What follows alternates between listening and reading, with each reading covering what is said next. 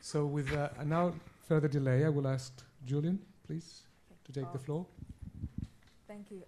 Well, thank you so much, Ruth, for the very comprehensive presentation just now. Certainly make my work a lot easier this afternoon. And I've also really enjoyed your presentation earlier on the fisheries and agri-food industry as well. I think it's on the one on the top one, right at the top. Yes, Tijaja? it is. Do you mind if I just present from? You can do whatever you want. Okay. Okay. So first of all, I mean, I would really like to apologize that I'll be presenting sitting here from the table rather than standing up, if you guys don't mind. But I'll try to do it slowly and healthy as well. So I'll be talking about regional coordination over the next 20 minutes or so.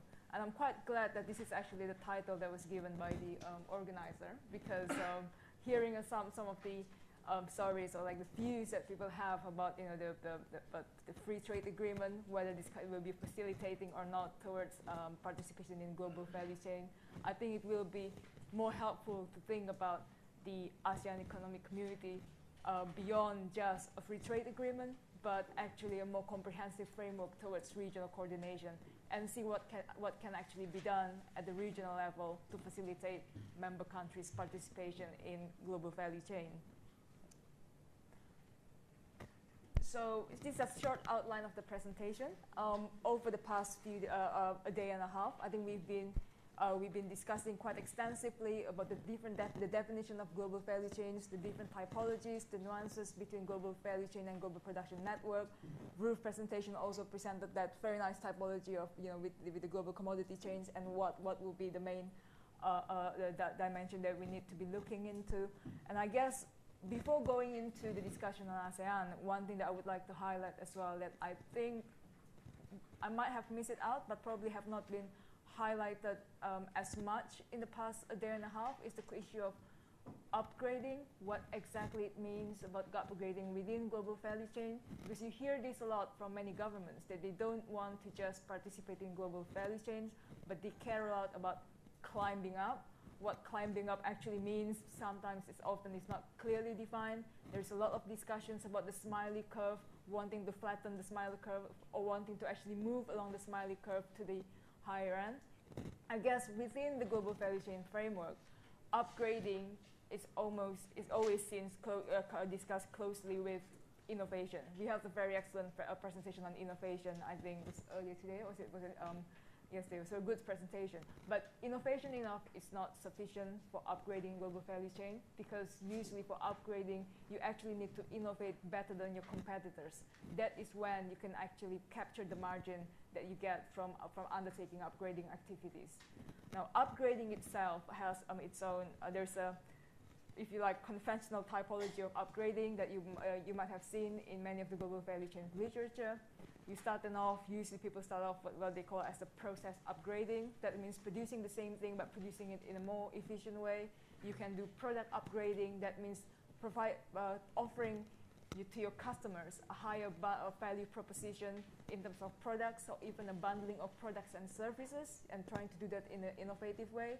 You have the functional upgrading, and this is what a lot of people think about downstreaming, but it should also be seen beyond just downstreaming to also, it's also about the firm's, the agility of your firm's core competency as well, being able to do different tasks, the composition of the tasks as well, and see where will actually bring the highest value to the firms or to other units of analysis. And last but not least is the chain upgrading, and this is when the firms actually move out completely for specific industry that used to focus on to one that's perceived to be higher in value added. So I think that's a bit of a digress from the discussion on ASEAN, but I think we should move on to the next one. So I'm sorry, that's probably a bit small, the numbers on the table. There is actually a mistake that I have corrected on the third column, the middle column of that table. So for the GDP per capita, the unit should really be US dollars rather than the million US dollars. This is just to give you a very just a snapshot about the different level of development between the 10 members of ASEAN. I mean, the first column obviously already gives you a sense of the difference from the size of GDP, but that difference become are, I suppose, more pronounced if you look at it from the GDP per capita perspective. If you look at the first column, and you look at countries like Malaysia, Philippines, Singapore, and Thailand, roughly has very similar total nominal GDP, but look at the GDP per capita, you can see very different level of development there. From countries like Singapore with $53,000 per capita GDP, and you also have Brunei, for example, at $42,000 US dollars GDP per capita, but these are the very high GDP per capita, but very different economic structure. You have Singapore, very service and knowledge intensive small economy, and you have Brunei, relatively less diversified economy with that's very rich in natural resources. And then on the other end, you have Cambodia, Laos, and Myanmar at below 1,500 US dollars GDP per capita, making it at least developed countries. So again, you can actually get a sense of the challenges of pursuing regional integration. Now, on the penultimate column, we look at the size of trade. Again, you also see the different reliance of the different economies on trade. So the size of trade is just export plus import, and the ratio of that as a share of your GDP. You see countries like Singapore, whereby the size of trade is actually almost 3 times of the size of its GDP. And then at the other end, you have countries like Indonesia. Understandably, because of the size of economy, usually bigger economies have lower reliance on trade, only 43% of its GDP. But you also have countries like Laos and Myanmar, and to a lesser extent also the Philippines. I mean, these are countries that has great potential in trade, and I think it will continue. Its reliance on trade will be growing as connectivity is being improved nationally, also within the region as well.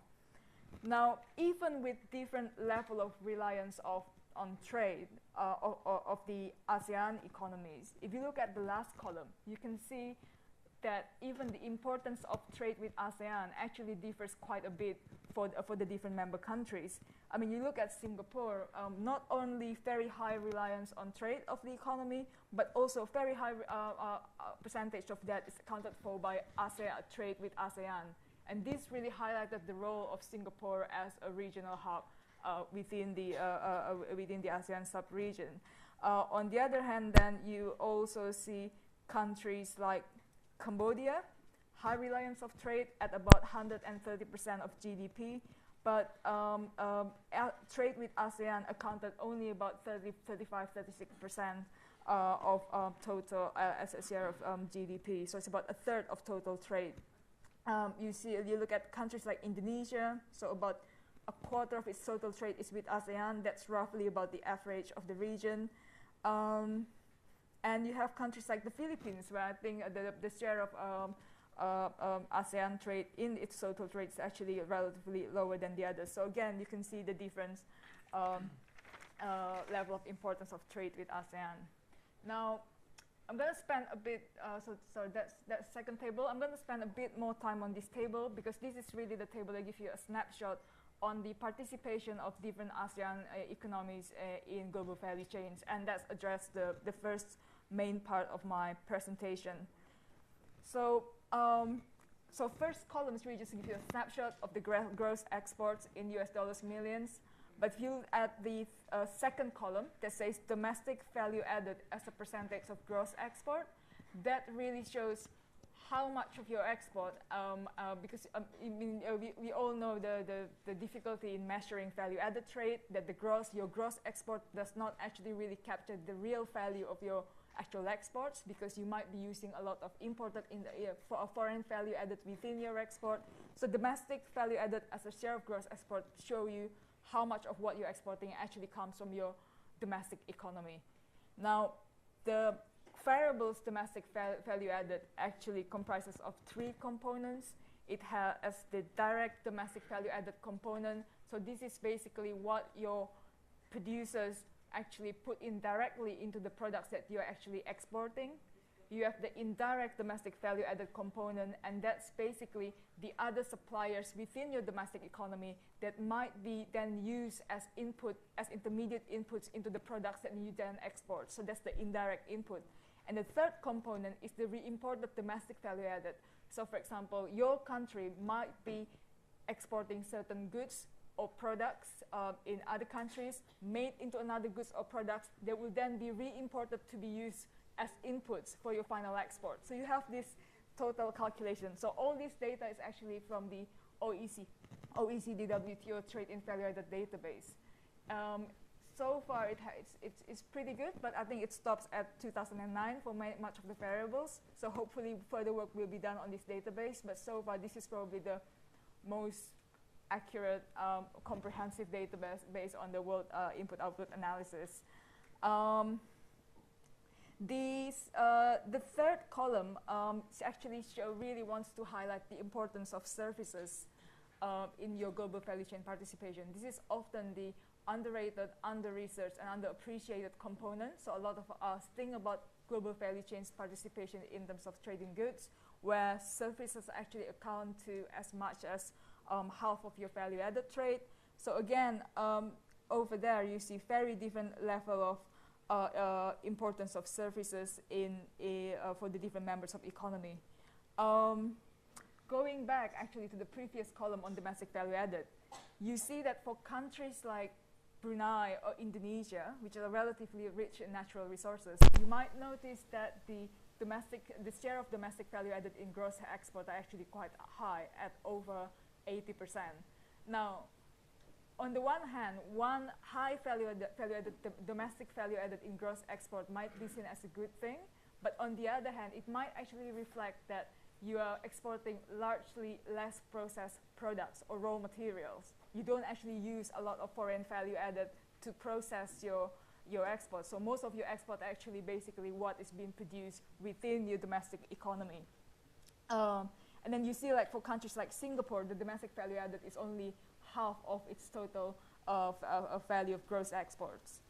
So that's the first component of global value chain participation, if you like. I think in one of the previous presentation, people were talking about backward and forward linkages. So the domestic value added as a share of gross export is really a measure of that backward linkages. On the forward linkages, we will be looking at the penultimate column there. That's on the domestic value added in foreign final demand.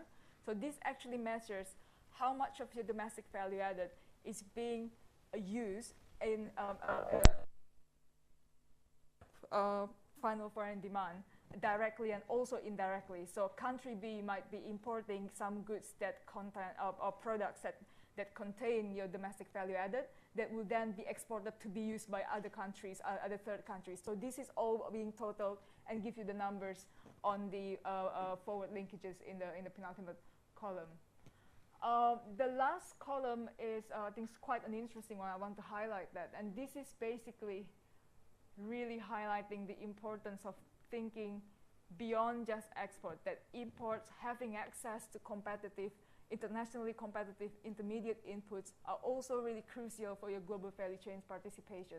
So what the last column actually show is that how much of your imported intermediate products is actually re-exported as your as part of your exports. So you would see that the ratio is actually quite high. I mean, for countries like Malaysia, 72% of its total intermediate export actually goes into the products that it exports.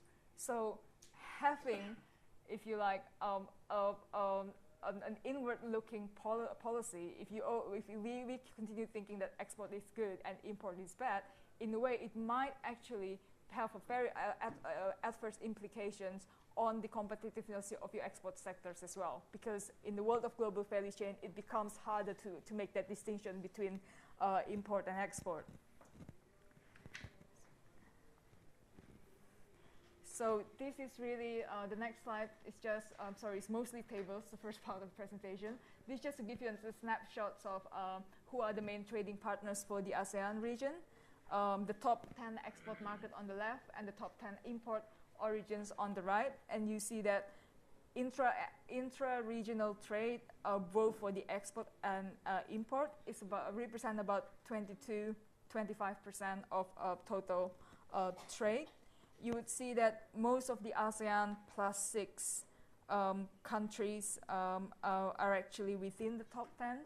So we could expect that the ongoing RCEP negotiations is going to be quite a significant trading bloc once that's concluded. And the next slide, this is just showing you the disaggregation of the ASEAN trade by member countries.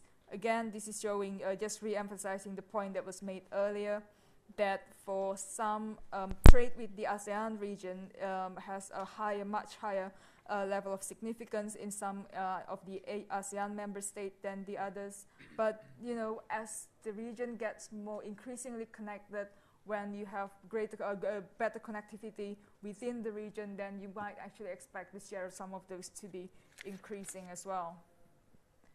Now, we're going to move on to the second part of the presentation. Ruth has actually presented quite a bit on this, on the ASEAN economic community. So what is actually the ASEAN economic community? And in this part, we're going to talk about something that's beyond just the connectivity perspective. So the objective, the aspiration of the ASEAN economic community is really to be a region with a free movement of goods, services, investment, skilled labor, and a freer flow of capital.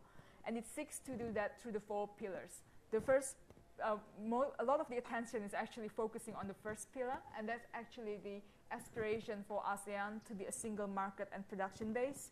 And it's being done in through a number of ways.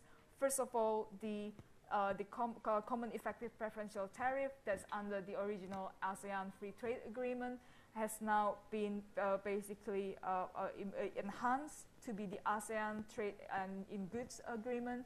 We are looking beyond just tariff liberalization to be focusing on other elements that's really critical for value chain participation as well. And this includes non-tariff barriers, often a key barriers that's being faced by business, and it's a very tricky issue to be addressed as well, because it's much harder to monitor what's happening in your non-tariff measures than in tariff. In tariff, you know, if someone increased their tariff beyond what the level of the liberalization that it's already committed, you know that it's easier to spot that. But with the non-tariff measures, then the process gets a bit more difficult, because it's not always obvious what would be the intention of the policy and the implication that's raised from that intention as well. You have the ASEAN Comprehensive Investment Agreement that was basically adopted in 2012, and this builds on the earlier ASEAN Investment Guarantee Agreement of 1987 and the ASEAN Investment Area Framework Agreement of 1998. And this looks beyond, it's actually a much better comprehensive agreement with more, that emphasizes more on transparency, on peer reviews to look at the restrictions that you have in the different sectors. We have the ASEAN Framework Agreement on Services as well. At the moment, the ASEAN member countries has just completed the 9 package of commitments under the ASEAN Framework Agreement on Services, the AFAS. But at the moment, we are also looking beyond that, and discussions are taking place now under the framework of the ASEAN Trade in Services Agreement, and this is going to guide the region's investment in services integration beyond 2015.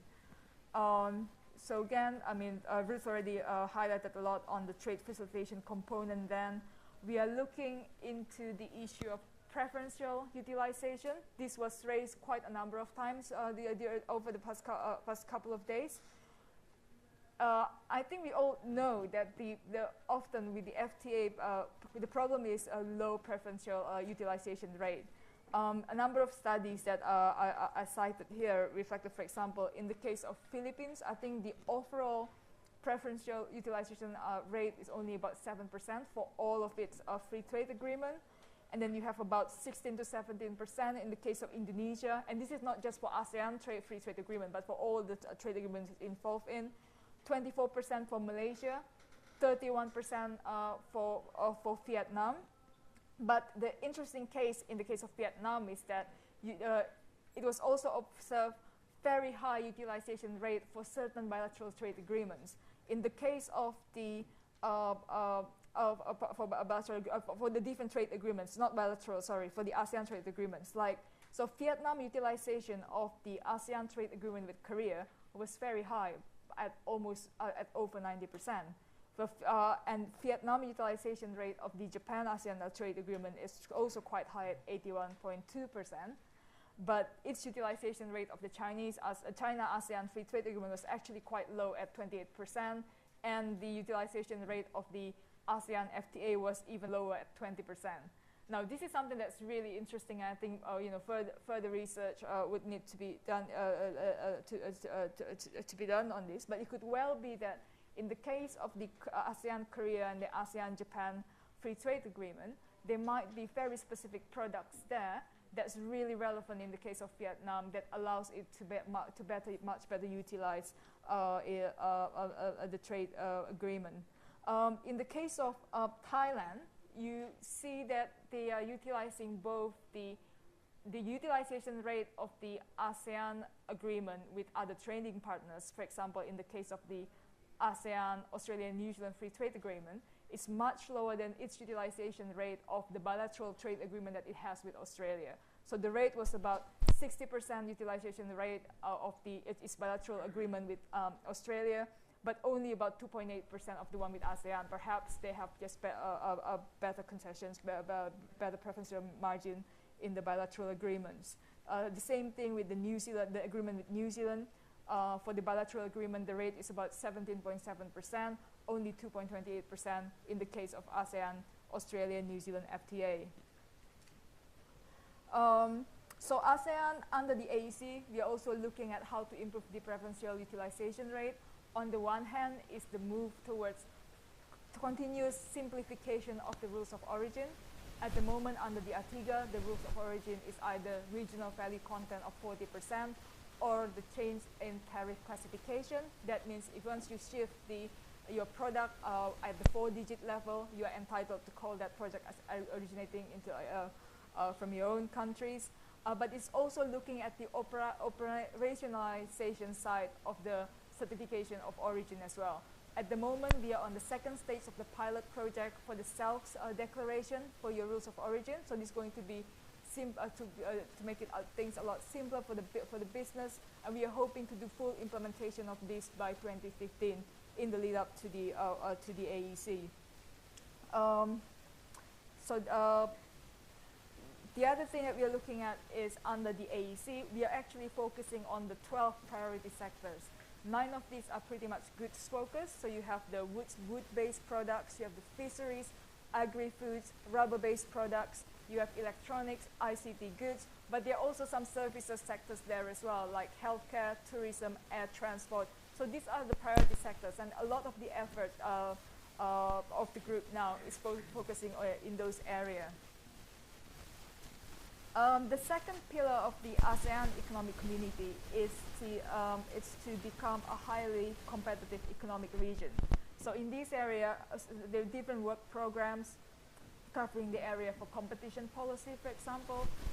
There is a regional guidelines that has been adopted for competition policy. There is a handbook for competition policy and law in the region. And again, this is the idea of this to actually raise awareness and improve transparency and openness of the national regulations among within the region. There's also work done on intellectual property. And when you talk about global value chain participation, it's equally about, for example, opportunities as well as risks. So there are also work being done on consumer protection, for example, just to improve the information sharing mechanism on goods that are that's being recalled or that's being banned in different member countries. There are also other types of cooperation in the area of mining, taxation. We already have extensive discussions on connectivity. And there is a lot of work that's been done on infrastructure as well. Not a lot of studies has been conducted on the ASEAN highway network, roll-on, roll-off shipping, and the energy cooperation as well. A number of framework agreement is awaiting ratification now, including the facilitation of goods in transit, as already mentioned by Ruth, multimodal transport, multilateral agreement of the full liberalization of passenger freight and as well as air freight as well. Now, the third pillar of the ASEAN economic community, it's on equitable economic development. There are two focus areas under this, the third pillar. The first one is the work on the SMEs. SMEs are key economic actors in the region. About 96% of the enterprises in the ASEAN region are actually classified as SMEs. SMEs accounted for 63 to 99% of employment in different ASEAN economies. It represents about 30 to 53% of GDP for the different ASEAN countries and about 19 to 32% of export in the 10 economies as well. And other than the SMEs, we are also focusing on the work program on the ASEAN initiative on ASEAN integration. And this is basically an initiative to address the development gap within and between our member states. And the focus on this is focusing a lot on the newer members of ASEAN, of Cambodia, Laos, Myanmar, and Vietnam. And at the moment, the priority work for this year is to operationalize the ASEAN framework on equitable economic development. Now, the last pillar of the ASEAN economic community is dealing about the full integration into global economy. So this is probably something that's more explicit in terms of its linkages to global value chain. And this is really about the engagement of ASEAN as a region with other external partners as well. At the moment, we have 5 ASEAN plus 1 agreement with Japan, Korea, China, India, and then ASEAN and Australia and New Zealand as one FTA. The ASEAN plus 6 negotiations, which also known as the RCEP negotiations, has also been launched in November 2012. So far, there's already been 4 rounds of negotiations under the RCEP. A number of working groups has been established. Guiding principles has also been adopted by leaders with regard to the RCEP negotiations. And the 5th round will actually be held later this month in Singapore. And then the latest initiative is the negotiation between ASEAN and Hong Kong. So the first round of negotiations will actually be held in the 2nd week of July. So this is just going to show you can read it on your own, but it's just a brief timeline on how things have progressed under the ASEAN economic community. So again, this is not a new initiative. It's been there since 1967, but work has been progressed. So for those of you there's not going to be like a big bang reaction by come 31st of December 2015. Work has always been there. So there is a lot of this skepticism of whether or not we can achieve that. Well, work is in progress anyway. It's about prioritization and whether we can actually achieve what matters the most for the ASEAN integration come 31st of December of 2015. But what we have seen is this convergence of view and a strong commitment from the political leaders about the building of the ASEAN community. And this is really just something for you to read about what's next. We're already thinking beyond 2015. I know that there's a lot of work that needs to be done by the end of 2015, but a high-level task force has now been established to look at the ASEAN vision beyond 2015. Now, this is, again, work in progress, and this is something that we will continue to work very closely with our member countries and see what else we can do. So just to end my presentation, I guess whether or not AEC could specifically help ASEAN member countries to plug into global value chain, the answer is yes, but yes, it's yes and no. I mean, the ASEAN economic community is not a panacea for all ASEAN member countries to participate in global value chain. But you look at the different initiatives that we've been undertaking, a lot of them are very relevant in terms of facilitating the ASEAN member countries' participation in global value chains. Some of the sector-specific initiatives that we have, standardization of certain, harmonization of standards for certain products like cosmetics, electronics, that could lead to more specific assistance to help member countries to participate in global value chain. But at the end of the day, it is also the work for each individual member countries as well to basically do whatever that needs to be done in terms of their national homework. So I guess that's my presentation. Thank you.